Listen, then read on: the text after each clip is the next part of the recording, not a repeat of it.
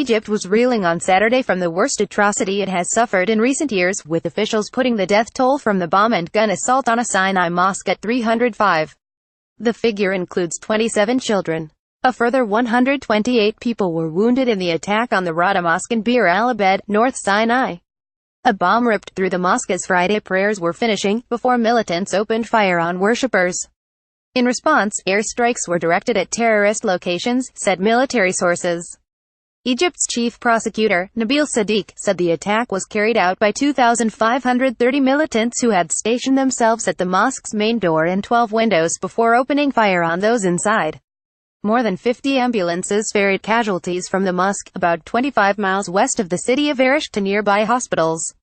Pictures from the scene showed rows of blood victims inside the mosque.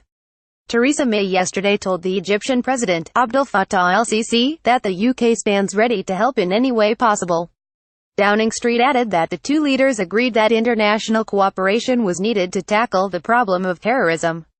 No group has claimed responsibility for the attack, but it marks a significant escalation in a region where, for the past 3 years, Egyptian security forces have battled an Islamic State insurgency that has had hundreds of police and soldiers. It was reported yesterday that the assailants were carrying the Islamic State flag. The attack was not only one of the worst terrorist incidents in Egyptian history, but also the first on a mosque. The justification for assaulting a Muslim place of worship appears to be that the mosque was frequented by Sufis, a sect considered by many Islamist extremists to be heretical. There are, however, many conspiracy theories circulating, which suggest the atrocity has provided the president with a convenient opportunity to demonstrate his security credentials.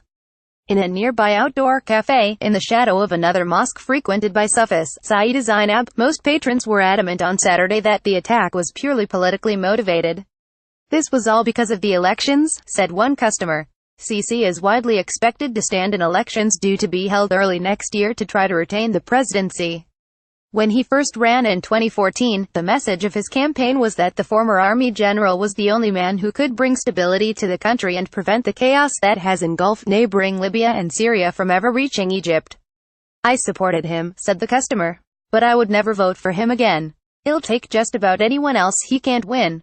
With a sharp drop in tourism following the 2011 Arab Spring, Sisi has presided over a period of economic instability, in addition to one with a sustained terrorist threat. Do any of us live as well as we used to, said the customer. My salary is a third of what it used to be. All around the cafe and in the street are signs of the upcoming elections. Posters draped from the lampposts show Sisi's smiling face, accompanied with an appeal for him to build it, meaning to rerun for office. This is supposedly a grassroots movement, although some community figures have reported being given petitions to hand out, sent to them by the Interior Ministry. With the elections drawing closer, this attack seems to have shaken the nerves of the government. The president has reacted swiftly, promising to meet the attack with extreme force, as well as declaring 3 days of public mourning. In a press release on Saturday, the State Information Services said he had ordered that £200,000 Egyptian pounds £8,478 be paid to the families of victims for every member ed. Within hours of the attack, security forces also reported airstrikes in the vicinity of the attack. Yet the mood in Cairo is one of calm. The number of people dead and injured in the Sinai attack is much higher than in past terrorist atrocities.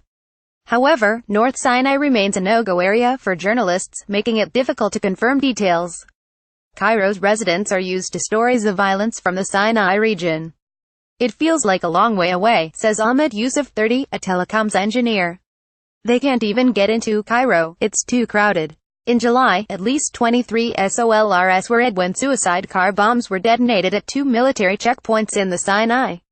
ISIS claimed responsibility. The local ISIS affiliate, Wilayat al-Sinai, the Governorate of Sinai, also carried out the previous least attack in the region when, in 2015, it brought down a Russian passenger jet that was carrying tourists back from the resort of Sharm el-Sheikh, in 224 people.